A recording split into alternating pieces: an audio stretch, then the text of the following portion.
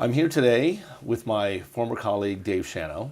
My name's Lustig from Princeton Consultants, and Dave has had an illustrious career in the area of math programming, and we're looking forward to our conversation today to learn about Dave's early life and his career in the field. So Dave, tell us where and when you were born. I was born in Hazleton, Pennsylvania in 1938. And Hazleton is located where? It's in the heart of the anthracite coal regions. Coal region, and you said it's about like 100 miles from here. We're now in eastern Pennsylvania, right, yes. by the river. Tell me about your family. My father was the principal of the high school.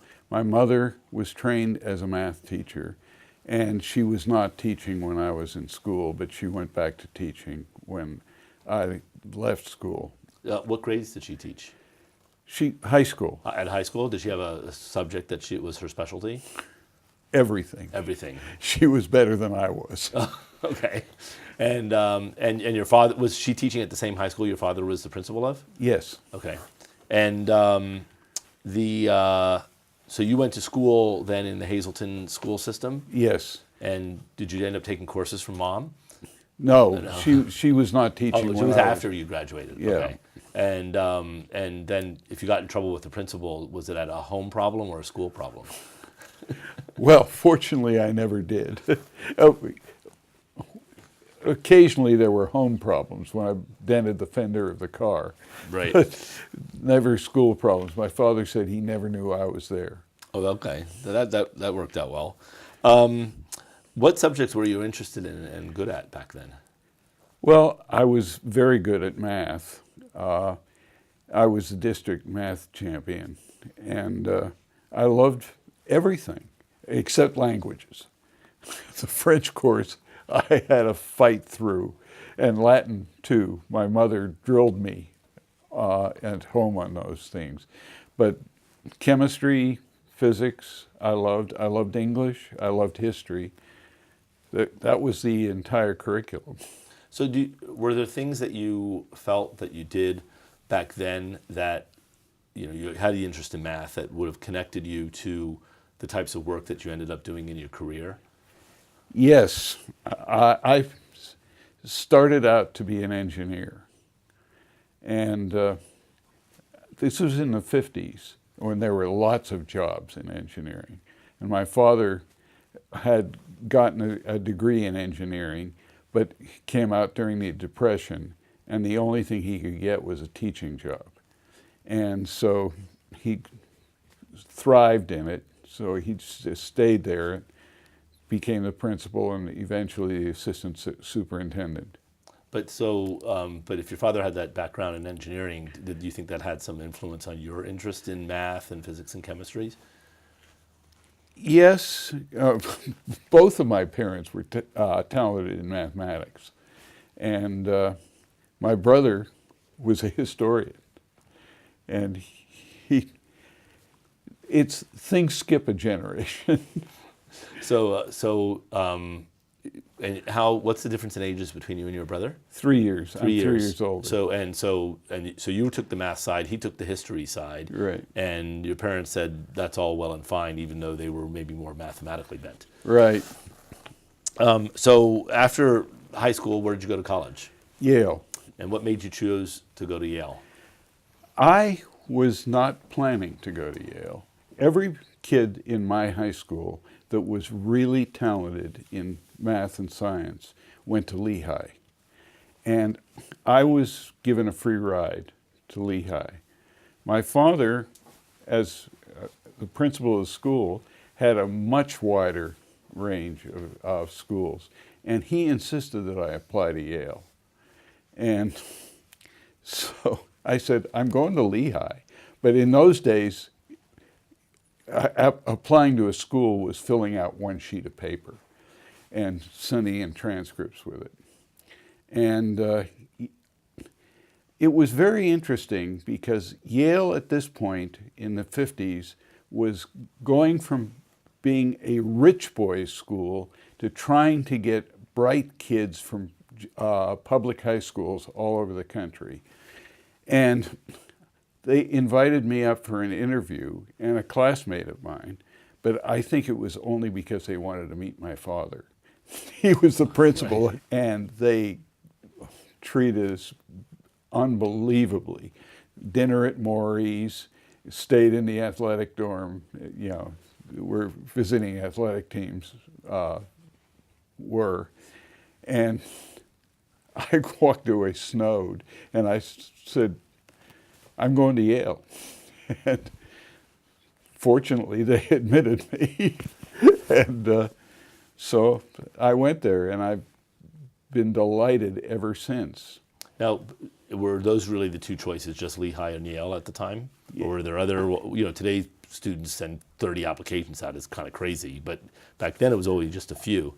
I had been admitted to Lehigh when I was a junior. I see, okay. And I saw no reason to apply to anybody else. Okay. And I won scholarships to 5 schools in math contests. Okay. And was there any, I mean, your father picked Yale out of a number of prestigious schools. Do you have a sense as to why he chose Yale versus any of the others? Yes, because there was, someone had died in Luzerne County, Pennsylvania, who had left 4 scholarships to Yale. And my father, a high school principal in those days, could not afford Yale. Right. And he had no idea how much money was available for good students. And he knew Yale, he knew Harvard, he knew Princeton, right. But there was a scholarship there for Yale, and he had me apply, and I got the scholarship. So I guess, and because of the scholarship, that enabled you to go to Yale. Yes. Were it not for the scholarship, you probably would have ended up at Lehigh. Yeah, they had offered me a free ride. Okay. So when you got to Yale, what became your study of interest? Well, Yale is known as a school for the liberal arts. And I started off in engineering. They had an engineering school, Sheffield School of Engineering. But my freshman year, all freshmen are sort of in the same curriculum. I had calculus, and I had very little other science because I was exempted from chemistry. And I took English, philosophy, economics, and then one engineering course, which was, shows how far back I go. The first semester was engineering drawing, okay. And then the second semester was statics, you know, mm-hmm. which is sort of physics. Right. And I loved every course I took. And sophomore year, I got into a lab. And I discovered I hated lab, and lab hated me. After the first 3 weeks, they didn't let me turn on. I was an electrical engineer. They didn't let me turn on my experiment. I had blown too many fuses. Okay. So the teacher just came over and looked at it and laughed and went away. Fortunately, it was only 1/6 of the grade. I got an 83. Okay.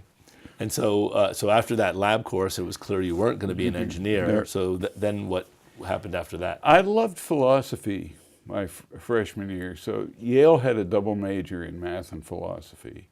And that's what I wound up doing. And did you end up doing things that connected the two areas? Yes. They're, you know, logic, symbolic logic is in philosophy departments, but it's all math. Right. And so everything there, and a lot of the philosophy that you got was the underpinnings of math and science. I see. The philosophy of science, but we got other things too, like logical positivism. You know, mm-hmm. We had a lot of Kant, because what you knew and how you knew it, you know, mathematically, that's one thing. It's very different from you saying your tire is flat. Right. So I enjoyed both of them. Now, I forgot to ask you, when you actually went off the, when you were younger, did you have some aspirations of what you would want to do when you grew up as a teenager or as a young man? I wanted to go to space. I wanted to be the first person to land on the moon. I was a serious science fiction fan. And now, this is in the 50s, so this predates, Kennedy making his big speech about we're going to go to the moon. The astronaut program was in its infancy. Yes. But was it what I know when I grew up in the 60s, that was a big thing. There was all this talk about, used to do these career things. Astronaut was one of the things in there, and the games you would play and what have you. But we're talking here about 10, 15 years earlier. I was just in love with science fiction, like many teenagers that are interested in science.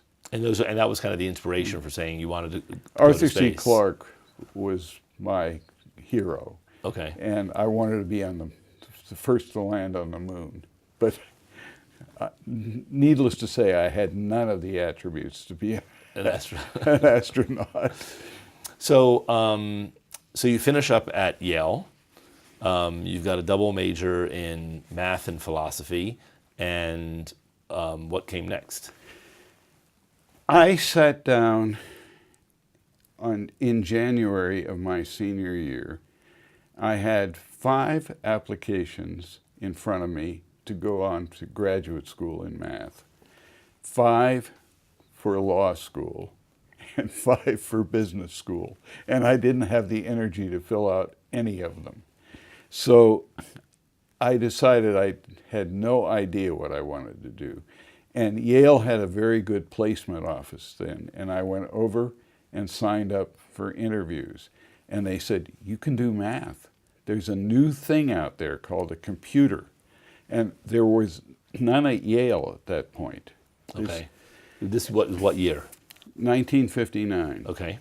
And there was not a digital computer at Yale. There was one analog one in the electrical engineering department. Which they wouldn't let you near. No, no, they wouldn't let me near it. And any switch. Right. No.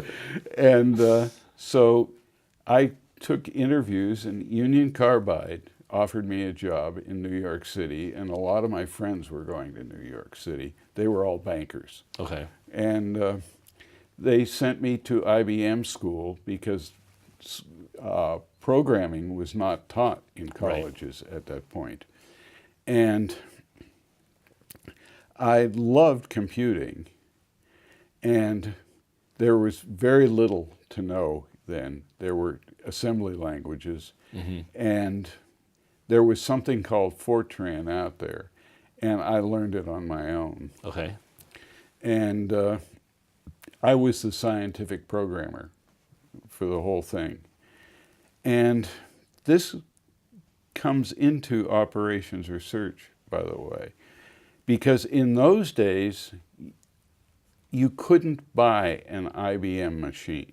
You could only rent them. Right. Leasing was their primary model. Yes, it was. And a court decision came down in that year that IBM had to offer a lease or a sale. And a PhD in math that was working in my office was assigned with someone named Jim Townsend to determine whether Union Carbide should lease or buy every piece of IBM equipment that they needed. They were planning to get a 7090, one of the first commercial ones. And they used a lot of economics and a lot of modeling in a model that I was the only one that could debug because I was the only one that knew the machine language. Okay. In those days, if a computer program didn't work, you took a core dump. And then you sat there and figured out what was going on.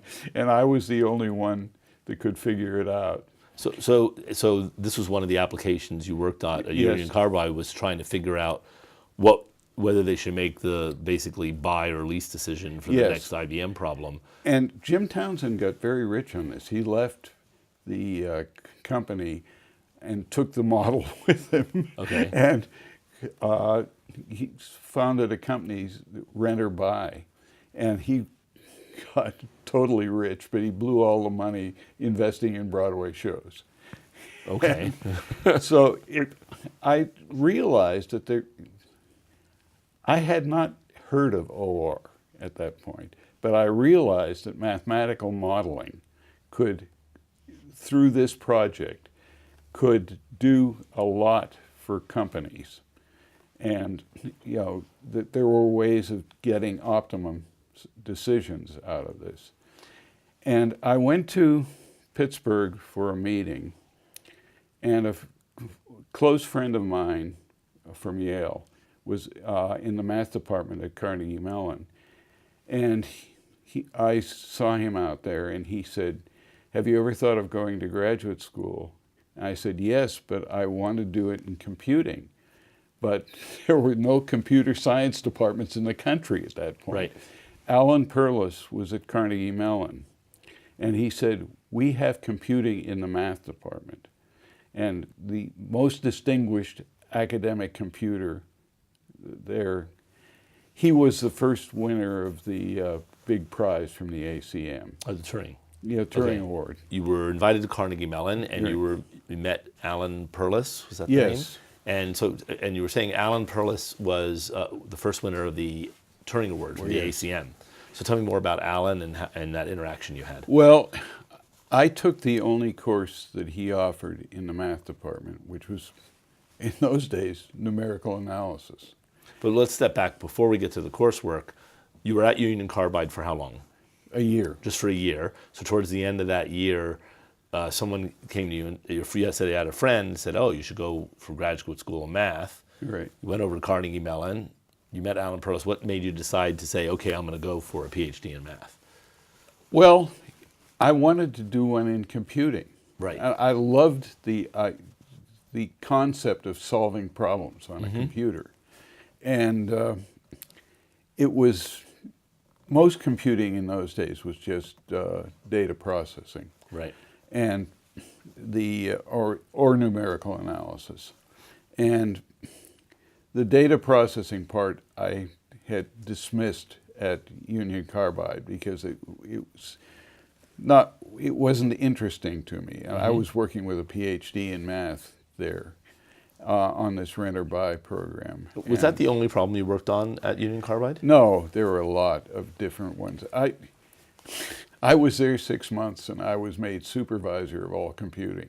Okay. And that was nothing to do with my abilities. It was just the fact that if they promoted people every 6 months, because otherwise you could move up one floor in the building and get a 10% better offer, because there were no computer scientists around then. There were no people trained in computers.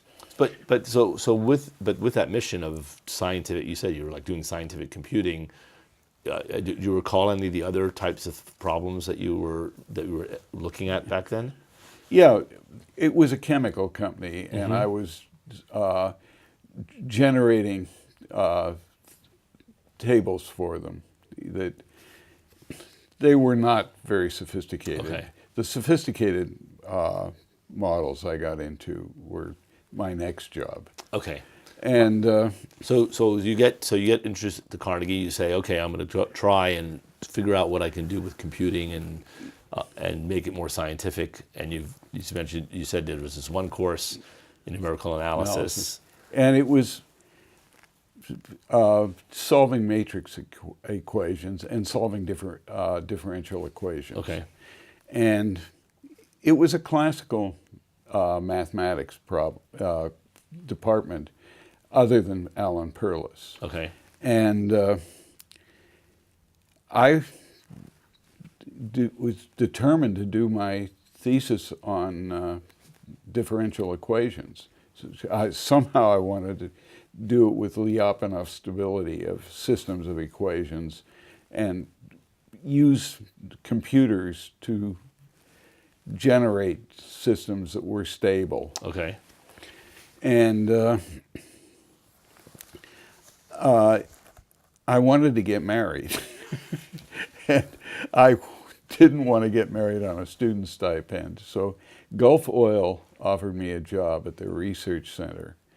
And After how much time at CMU? 3 years. So you were sort of in the middle of your program. I was through all the coursework, Okay. and I'd gone through the qualifying exams. And had you and the stuff that you mentioned with the differential equations and the Lyapunov stability, you knew was going to be the subject of your thesis? Yes, but Gulf said that I could work on my thesis there. Okay. And the first problem they gave me was one integrating differential equations numerically, which I could do in my sleep Okay. at that point. And the next one they gave me was a very interesting problem, which is nonlinear optimization. And what they were trying to do is estimate when gasoline, not gasoline, petroleum comes in, you can't measure every aspect of that. Mm-hmm. So they would use it to refine, they'd send it to the refinement and measure the quality of the products that came out. And then they would look for certain constants in that particular well that was a nonlinear regression analysis. Okay. And so they asked me if I could do nonlinear regression. And I'd never heard of it, but no one else there had either. And there was a guy at ESO who wrote the two ESO programs, which he called SOA and SOB. A was linear regression, SOB was nonlinear regression, and it didn't work. Okay. And the mathematician I'd worked with at Union Carbide had built they were a chemical firm as well, and they wanted to get the same information. And he'd built one using the nonlinear regression, the quasi-Newton method. It was one where you just use first derivatives to establish a matrix. Okay. And it didn't work. These things didn't work. And then he switched to steepest descent when it didn't work, which was provably convergent. Mm-hmm. But it would take hours. So Right. the question was, why? What was going on? And there was a guy named Don Marquardt at DuPont who worked with Ken Levenberg and introduced the idea of Levenberg adding a diagonal element to a matrix. And they converged. And I looked at it and I was able to find the derivative with respect to the whole problem of these thing that you added down a diagonal. And they were so thrilled with this at Gulf that they said I could use it for my PhD thesis. And I introduced linear constraints to it. Okay. And I did everything there. So all right. So you were at the same time you were working at Gulf and trying to finish up your thesis. Right. At the same time, and so your thesis topic then ended up being In optimization. in optimization. And what was the title of your thesis? I don't remember anymore. It's nonlinear regression. Okay. It was nonlinear, a method. And your advisor was Alan Perlis? No, he was not my advisor. I had no advisor. Oh, I really? worked by myself, and Jerry Thompson was there in GSIA, and he knew optimization, especially linear and integer programming. Right.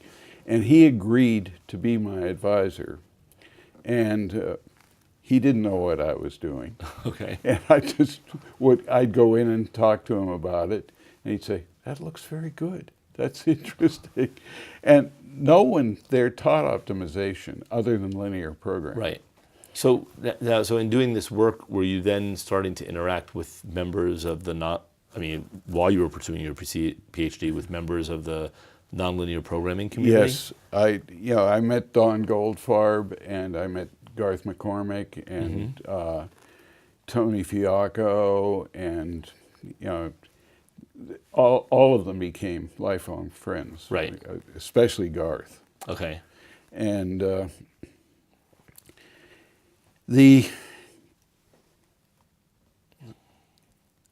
one thing I'll give Jerry Thompson was he gave me the first paper of Fiacco and McCormick and said, "You've got to read this. This Okay. is totally different."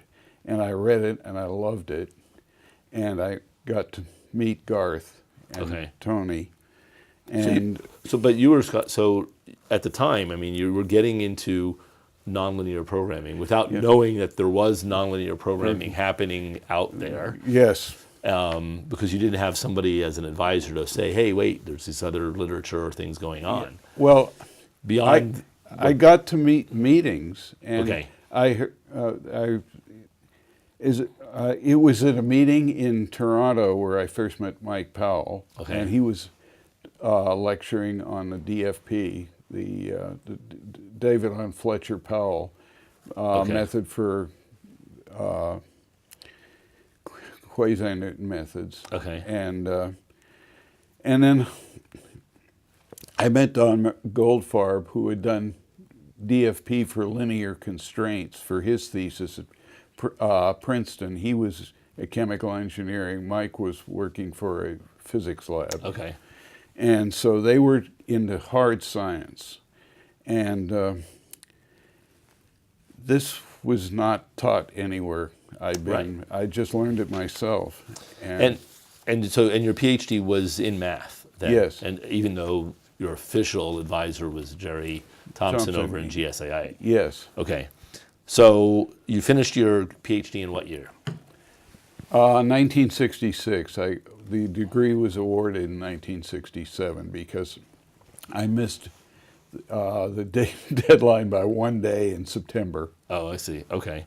And now you mentioned earlier that one of the reasons you decided to sort of in parallel take a job and also pursued the PhD was because you wanted to get married. I presume She's out there. I presume you had met Kathy by that point in time. Yes, Okay. So that was also starting. So all right. So you finish up your PhD. Then you have a job at Gulf. Did you remain at Gulf after you received your PhD? A little while, until she got her bachelor's degree at Carnegie Mellon. Okay. And Gulf was just a dead company. And I used my ability with differential equations and modeled with an engineer there a ethylene cracking problem. And they had the things that they could get out of this problem and the prices that they got. And we looked at the model and integrated it through the entire cracking process and optimized it and showed them that they were losing $1 million for every card load, train load that they got. And I went into my boss and I said, we saved this company, we made this company $1 million, and I think I deserve a raise. And he said, David, you have to understand that in the oil business, $1 million is nothing. And so that discouraged me from staying in the oil business. So then what happened after that? I didn't know that I was going to be an academic researcher. I wasn't that confident that I could do it. And I took a job with a small electronics firm in Princeton, Electronics Associates. Mm-hmm. And they made computers. and they wanted me to be their mathematical software guy, but the company was going under. Okay. And so my boss was involved with Princeton, and he sent me up to Princeton to work on the Mars landing. Wait, you mean Princeton University? Yes, Princeton University. The company was in Princeton. Okay. And this guy, Bob Vichnevetsky, was my boss there. He wound up on the Rutgers faculty with me. Oh, really? Later on? Years later. And so I discovered that I loved academic research, and I thought it was fascinating. And I had been offered a job when I took the AI, the Electronic Associates job. I'd been offered a job by the University of Chicago in their business school. And I called them up and I said, is that job still open? And they said, absolutely.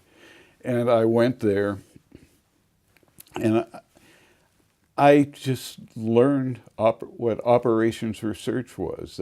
Alex Orden was there. Right. And Bob, I don't remember the name anymore. Don't worry about it. But Alex was the guy that introduced math programming to that. And was he also in the business school as well? Yes. Okay. He was in the business school as well. And they were building an OR group. Okay. And because they thought it was the the thing of the future. So what year was this? 1967. Okay. So you really had a short time at that position at Princeton in that small company. So you started in Chicago in fall of '67. Yes. And so you were in the business school, and what types of things did you end up teaching then? I taught mathematics, and the students rebelled. Okay. And they said, "Why don't you go to Bell Labs?" And so I learned to tame it down for the business school. Right. And meanwhile, I had seen Mike Powell and Don Goldfarb lecture on the DFP algorithm. And I wondered if you could use the lambda parameter on the diagonal to that to make it better. Okay. And so I had no success with that. But Bill Davidon had written the report that started this whole thing. And I was at Chicago, and he had been at Chicago, and I got his report on it.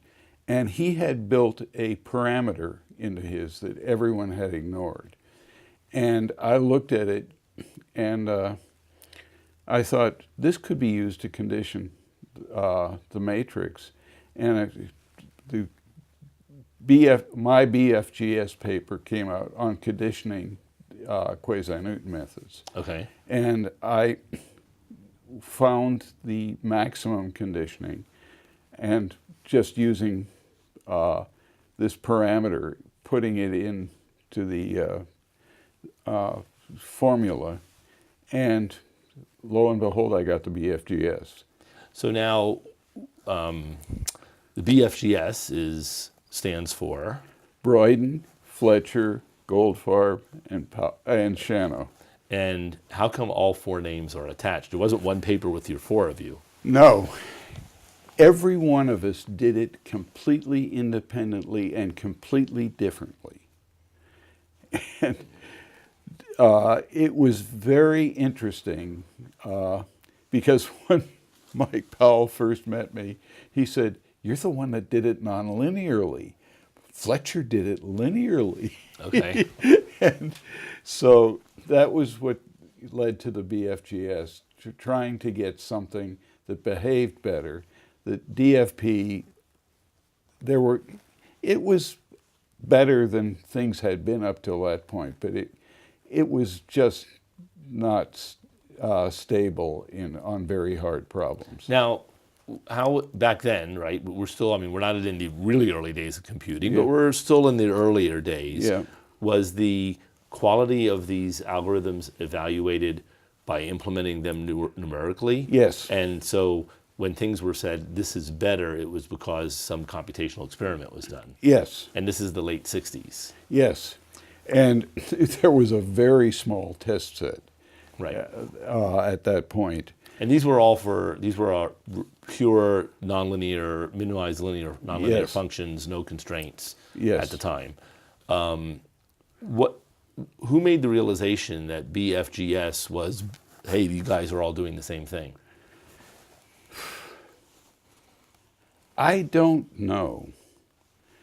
I had never met Charles Broyden, and I had Roger Fletcher and Don Goldfarb, and we talked about it. Okay.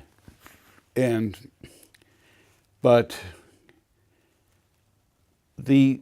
all of the algorithms came out before we had talked about this BFGS, and the formula was always the same. Okay.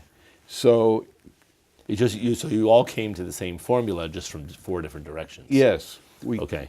and it was sort of like Boston traffic. Right. It all winds up at the same place, and so it was fairly named. Okay. We each worked on it. We each got it right, and all without knowing each other, or with all taking it from a different direction. And you each got an independent publication Yes. about it. Yes. So now you're at Chicago. That was like probably your first main result that you had as Yes. as an academic. How long did you stay at Chicago?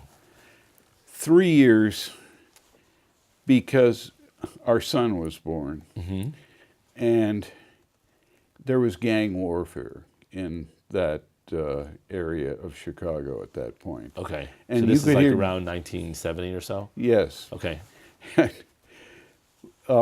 So it was just an unsafe neighborhood, and I didn't want to stay there and raise a child where you couldn't put him out to play. Right.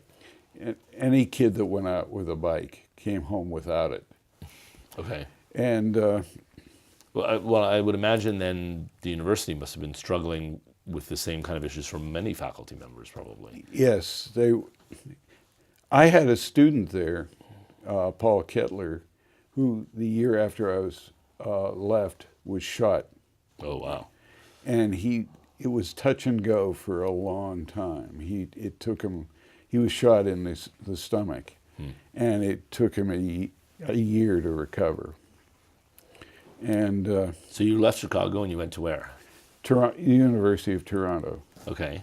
And was there any results, and how long were you at Toronto? 5 years. And was there anything that you felt from a research perspective that was significant in that period of time when you were there? No. They asked me to be president of the University of Toronto. Wait, the faculty. when and you were I was young. in my early 30s. Okay. And I got very politically involved there, and my wife said, "You don't want to do this. You don't want to be an executive. I'm not changing my citizenship to be president of the University of Toronto. Right. I had to adopt a Canadian citizenship, so I came back to the United States and immediately got back into research, which is what I've done all the rest of my life. And so you went from Toronto to where? A 9-month stop at the University of Mississippi, and then 6 years at the University of Arizona, which had a very good applied math group. Okay. And then at Arizona, so when did you start it in Arizona? I started there in 1976. Okay. Because you had the 5 years. All right. And so now you're back into research. You started in '76 in Arizona, and were there things, interesting research that you did in that period of time? Yeah, I got interest, up till that point, the BFGS is just for unconstrained optimization. And I got interested in constrained optimization. And I looked at Fiocco and McCormick's stuff, which, as we all knew, had a lot of problems at that point.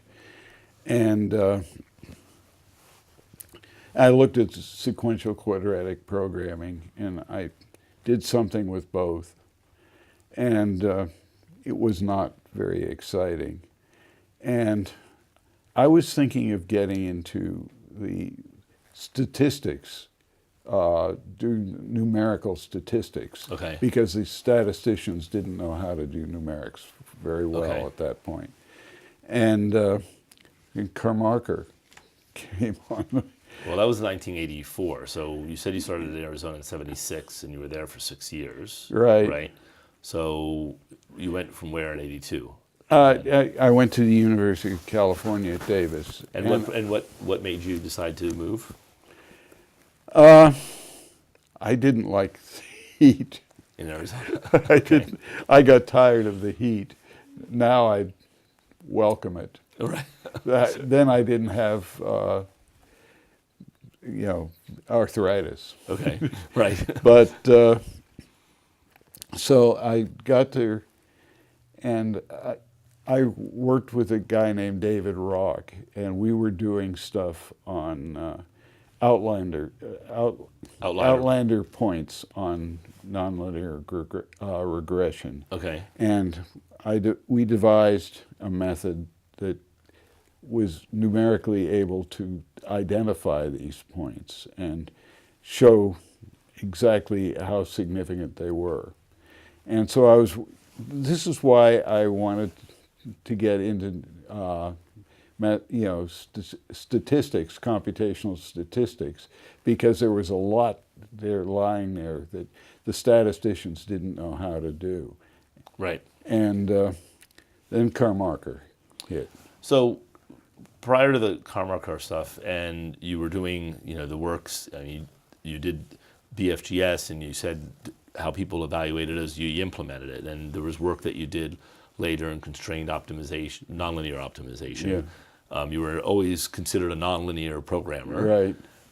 Were you still doing your own implementations or having students do them for you? I was at that point I was doing most of my own. Okay. But I had worked with Roy at the University of Arizona. This is Roy Marston. Roy Marston, right. And we did one paper together where he actually did the programming. Right, and we all know, and you and I, having worked with Roy, know that Roy loves to program. Yes. He was very good at it. Yes. And so that was the first time I hadn't done everything myself. Okay. And it was all Fortran 4. Right. So now, so you were at Davis from what period? I was there from 82 to 86. Right, and then you came to Rutgers at that point. Yes. So, and you said, hey, well, Carmarker came along, which was around 1984 or so. Right. You were, and we know it was having an impact in the linear programming community, Yeah. but you were the nonlinear programmer. So what attracted you to what was going on there at that point in time? Just the simplicity of it, the idea that you could use basically a nonlinear technique to solve linear programs. Mm-hmm. So, So what was so before you and I started collaborating, which was around 1988 or so, yeah. And you were out in Davis, what was some of the early work that you did in interior point methods? It was the dual method that Roy and I had done together. Okay. So you were collaborating with Roy. He was still at Arizona. Yes. You were at Davis, and you were saying, hey, Roy, implement this. Yes. Okay. And he was thrilled to do it. He once had, they took his picture at the University of Arizona with a big problem he's solved, laid out on the football field. Okay. So we were both very excited about this, but when you and I started working together with Roy, no one knew exactly how to go about this thing. Initially, the dual variables were just ignored. That's right. It was, I mean, the original karma car method was primal. It was totally primal, and a lot of this stuff was the totally dual and totally primal. And you were the first one that came up that had a solvable primal dual method. Right, because, well, prior to that, there was a primal dual that required feasibility. Yes. And that was Kojima. So Dave, so you were at Rutgers, the karma car stuff was all happening. You started working with Roy. We met in 1987, and the primal dual methods, there was work done by Kojima, right, that started it. And then I started working on, wait a minute, we got to deal with this requirement of feasibility. Yeah. So I know the story, I lived the story, but I think we're telling a story for our viewers in the future. Can you tell the story of how things were developing from your point of view, of me sitting as the new academic in Princeton, you were the veteran nonlinear programmer, and how you were getting into linear programming? Well, I call this period the period when I was going straight.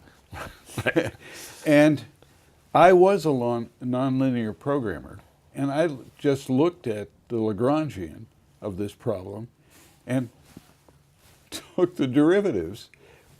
No one dealt with derivatives in linear programming because they didn't mean anything. Right. And so I took the derivatives of that, and it turned out to be exactly what you had derived using duality. Right. And it didn't mean a thing for linear programming because you'd already gotten it. Right. But it mattered a lot in nonlinear programming. But you ended up later in your career, we had a collaboration for about my 6 years at Princeton on applying the primal dual methods and all the activity that was going there. Now, I know you've written a long article that's out there that people can read that tells the story of our adventures back then. Can we summarize maybe for our audience a little bit of the journey that we took together from the beginning and the work that we did that led to our capstone paper that we put out about around 93? Well, there was real competition with the simplex method. And John Forrest, we both owe a lot to by his willingness to run competitively with us. Bixby and Forrest were the two developing faster and faster methods of the simplex method. Right. And Forrest took us up, we went up to IBM regularly to compete with him. Right, and he was writing which code? It was OSL. OSL. That was the OSL, and he was actually working on that with John Tomlin. Yes. And so they were writing that, and it became a competition to see who could solve the toughest problems the fastest. And that's what we were doing. We were improving the conditioning of the matrix. Roy was finding ways to save, using sparsity to save operations. Right. And you and I were looking at problems that arrive in all computation where you just have no accuracy. Well, yeah, and I had Mike Saunders once said to me, he says, the most amazing thing that we did at the time is we had no proof of convergence. Right. In fact, and I'm not even sure there ever was one No. produced yet. So we were flying blind without convergence, and yet it was working. It was, and we kept improving it, and it was an endless cycle, and we were invited everywhere. It was a lot of fun. And there wasn't. I mean, I think some of what helped us was the competition that was happening with Simplex. We had computing that was allowing us to turn things around quite Yes. quickly. So I know I can tell the story, but this is your story, Dave. Can you tell a story a little bit about some of the times on how we were collaborating together and producing results each day? Yeah, you'd set up a whole set of runs overnight, and we'd come into the office at Princeton. Sometimes when you went to CPlex, it was in your house at Princeton. Right. And we'd sit down and look at these results and figure we can improve this.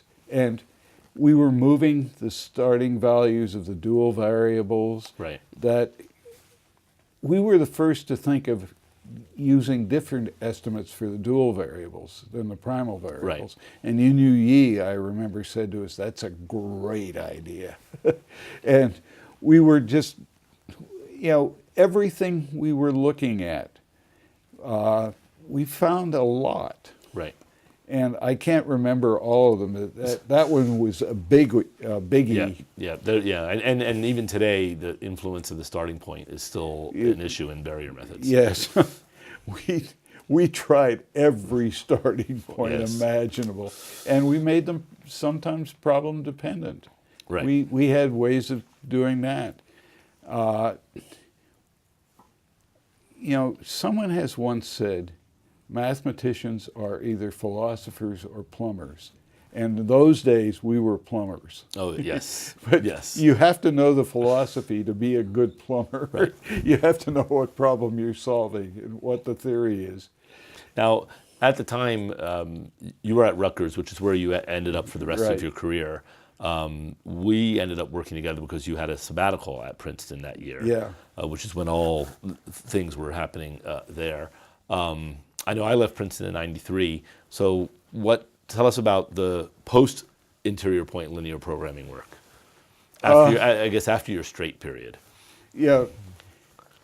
Well, the most important thing I saw there was in that 1985 meeting in Boston where we first met. Mm-hmm. Margaret Wright gave a talk on how the Gang of Four plus John Tomlin Right. had equated this with Garth McCormick and Tony Fiacco's interior point method. And I wondered about that because people had given up on that completely as a method of solving nonlinear programs. And why was that?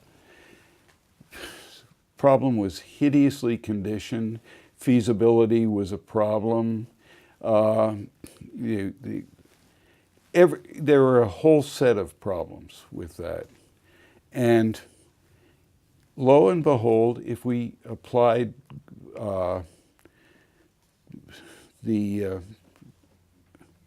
just took the Lagrangian of that and differentiated it, then we got something else that was really good. And it was the next sabbatical I took at Princeton where I worked with Bob Vanderby. You were gone. Right. And he and I developed this code to solve non-convex, nonlinear problems with this thing. And we both learned a lot from linear programming, like how to set the dual variables and, how you conditioned the problem so, you could solve the equation well. Mm-hmm. And that led to an enormous amount of work.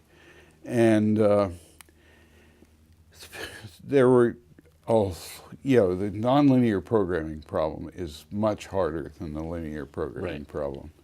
And as far as I know, there are not settled codes to do this stuff. There were, when Bob and I thought we had something really good, Vector and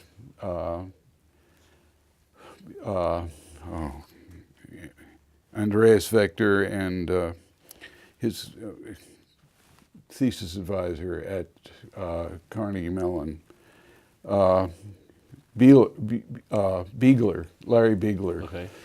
had shown that there was an instability in this thing that would go crazy. And we were bringing back the Fiacco and McCormick stuff and putting all sorts of things into the problem. And Fiacco and McCormick came back big time. And Garth was very happy about it before he died. And so it was great stuff. It's still going on. I'm still working on it with Bob Vanderby and Hyundai Benson, who is our joint student at Princeton. Right, and now she's at Drexel. Right? She's at Drexel. Right. So we've gone through the academic career of like the first significant thing. I mean, you have an algorithm with a letter, right? The BFGS. You're the S. In that area, then we have the work that you did with me and Roy on interior point methods and primal dual methods for linear programming, and then you have the work that you've done with Bob and Hyundai in non-convex interior point methods. Right. Maybe I've summarized for you, those are kind of the main contributions to the field. Out of all of that, what do you find is the main one? Because they're all good, but if you had to pick one, and you're allowed to not pick the stuff we did. I would say the nonlinear stuff I've done. We made huge contributions to linear programming. Right. And I've been trying to kill the BFGS for 30 years. So, and it's back. It is huge. The machine learning people yes, that's right. using it all the time. And Hyundai and I have a paper under review, final review at Math Programming, where we use the symmetric rank 1 with a modification that takes third order information into things that beats it on, large problems. No, but it's interesting that you mentioned, because now, I mean, here we're doing this interview at the end of 2017. Machine learning is the hot thing this year. Right. And I have read about how they're all starting to look back at the BFGS work that was done in the early 70s, realizing that it's important in their field. So, I mean, maybe that's actually the lasting impression, is that it's something that's still relevant today in a very hot field. Right. As is the interior point method work that we've done. Everything, the barrier method for interior point, for linear programming, any big problem, if you talk to anybody that's in software, any big problem you have to solve initially with a barrier method. It's actually, it's funny. I've seen it both. I mean, there's all the tests that've been done, and I tell people it's, we're at a stage now where it's around, say 40 to 45% of the time barrier wins, and 40 to 45% of the time dual wins, and primal is the afterthought at 10 to 15. Right. It depends upon the test set and the computer you're on. Barrier can be done in parallel. That changes things. And then there's a question of, well, do you have to include the basis crossover, all these arguments? So, having been too close to the debate, everybody thinks, oh, you want barrier to win. And I'm like, however I can solve my problem the fastest is what's important. So let's talk about the field of OR and how you've seen it progress over your career. So you mentioned that when you started, when you were doing your PhD, I mean, you were just barely getting introduced to it at that time. You were doing nonlinear programming in a university that nobody knew what that was. Right. Now, we have healthy journals, conferences, et cetera. How have you viewed this evolution of the field over the course of time that you've seen it grow from, back when you started in the 60s to where we are today, almost 50 years later? Well, we saw it when we were doing the linear programming stuff. The airline, assigning planes to routes and assigning crews to planes. We made huge advances there, and the airlines were very happy with this, and the railroads did the same thing. The Canadian Railroad schedules all of their wheat cars. They use linear programming to get they have 3 weeks of wheat mowing on the western provinces, and there's a huge amount there, and they've got to get it to the coast. Right. So that it's made huge progress, but the one that's coming that is the biggest problem, machine learning is just a small part of this. It is the self-driving traffic, Right. the thing. Can you imagine a schedule set up nationally that keeps track of every car, every road, gives you warnings when there's an accident ahead? Well, yeah, and I think maybe what you're leading to is today's world, people talking about the self-driving vehicles as being relatively autonomous. But if they now start coordinating their work, they have to. Right. They have to coordinate them to make an improvement.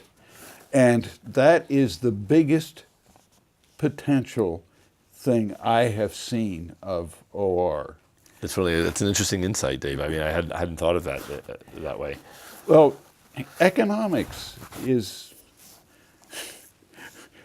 I don't think anyone in Washington understands economics. But economics, planning is very much an OR field.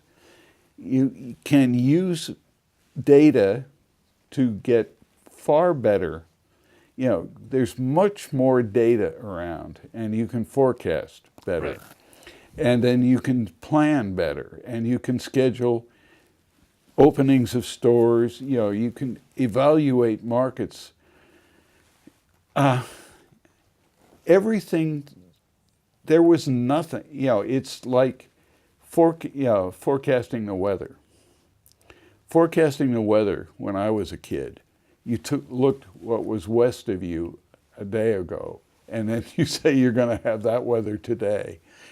As they've built mathematical models of it and used sophisticated mathematics, they've used some of optimization. I was at NCAR years ago when they were using my stuff.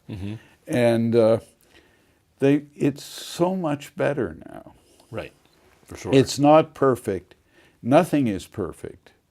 But you can use all of these tools, statistical analysis, optimization, everything under the sun, to machine learning. Machine learning actually has more components to it than that, because it can the things that taught machines to diagnose breast cancer made it likely that you could infer from that, by the health of those women, what were likely to lead to breast cancer things. And I think it's a wide open field.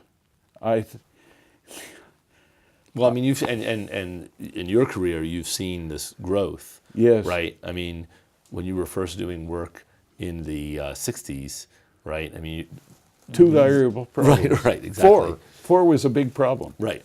So you've had this career. The things that you've done have been used. We started with small problems, moving to larger problems. And you've went from doing computing to letting the rest of your colleagues, like myself, do, and Hyundai and Bob Right. Vanderby do the computing. You have any? Did you ever feel in the latter parts of your career that you wanted to do any more coding at all? I'd love to, now that I'm retired. Just little problems, but I don't even know the current languages. Right. I'm a Fortran guy. Fortran 4. Right. Finding a Fortran compiler isn't so easy these days. No, it isn't. And, I'd have to go back and learn things. And I'm going to be 80 in April. And I'm not sure that I'm capable of concentrating that long. I'm too busy just keeping alive. Right. So that it's fun to do this. I enjoy working with Bob and Hyundai. Mm-hmm. Because how often do you still go to Princeton these days? 3 or 4, times a semester. Okay. Generally, we haven't done as much this year because I've been operated Mm-hmm. on, Bob's been operated on, and Hyundai's adopted a child. Life moves on. She's learned that being a mommy isn't all that easy. Right. And so, but we're circling back. This thing that Mike Powell proved, that a quasi-Newton method cannot, you cannot get a convergence proof for it. And we've got one for the SR1 now, with third,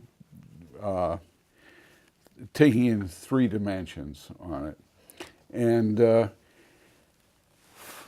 for many, many years, the problem occurred in nonlinear programming. What do you do with negative curvature? When you ski over the edge and it drops off like right. that. And so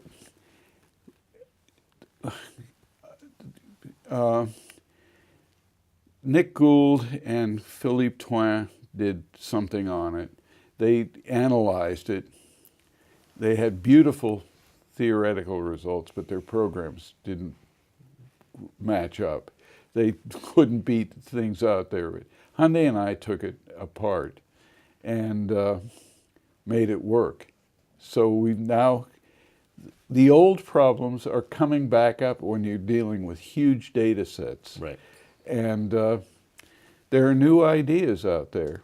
Well, and I think the other thing, you mentioned, trying to tie sort of the beginning to the end. When you first started working at Union Carbide, you started saying, "Oh, I can do some math on a computer," right? And and then you discovered mathematical modeling, and then your career has been developing algorithms for certain problems. Right. And it wasn't always about the proof of convergence, and you've had a lot of those, but it was also say, "Hey, let's make sure we can implement it." Yes. And that's always been the theme that's been true from the back in the BFGS days to the work we did in interior point methods for linear programming to the work that you've done with Bob Vanderby and Hyundai Benson in the nonlinear world. You're still out there implementing and evaluating the quality of these algorithms. And I think, to your credit, and maybe you're not giving yourself enough credit here, and so I'll do it, is to say that insight, which occurred in the mid-'60s, when there wasn't a lot of computers around back then. I mean, even earlier than that, right? That is something now that's inspired people like me to do that kind of work, as well as a lot of our colleagues and friends. And now doing the computation has become a major part of our field. So, I want to credit you, Dave, and give you the thanks for inspiring people like me and our other colleagues for, making that connection and saying that solving the problem is what matters. Yes. I hate pure math. I don't care how many angels can dance on the head of a pin. Pure mathematicians have made incredible breakthroughs, but it takes people like us to use them. Science that is not usable is, to me, not science. Well, and I think there was another thing that reminded me of this is that, I go back to that comment that said, when we were flying blind and this thing worked, right, and we never proved convergence.